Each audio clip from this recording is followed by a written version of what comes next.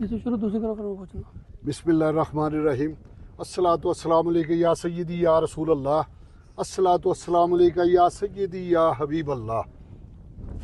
अल्हम्दुलिल्लाह, अल्लाह करीम का करम है कि अल्लाह पाक ने एक मरतबा फिर अपने और अपने प्यारे महबूब के दर की हाज़िरी के लिए बुला लिया। ये साथ मेरे ये सारे बेटे भी हैं, दोस्त भी हैं, भाई भी हैं। अल्हम्दुलिल्लाह अल्लाह ने सफ़र के लिए इकट्ठे बुला लिया है। तो मक्का पाक से सफ़र शुरू किया है। तो ये पूछ रहे थे जी आमिर अयूब साहब, आप पूछ रहे थे ना मैं पूछ रहा था कि हम इस वक्त किस जगह पे पहुंच गए हम किस जगह पे हैं। अल्हम्दुलिल्लाह हम इस वक्त बनु साद कबीला हज़रत अम्मा हलीमा सादिया का, माशाअल्लाह। जहाँ मेरे प्यारे करीम आका सल्लल्लाहु अलैहि वसल्लम को बचपन में लाया गया, ये वो जगह है।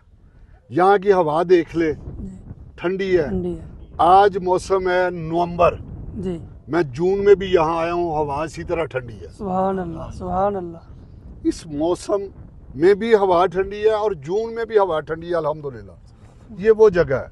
जी और अभी आप घूमेंगे और महसूस करेंगे इस हवा में खुशबू है कि नहीं है।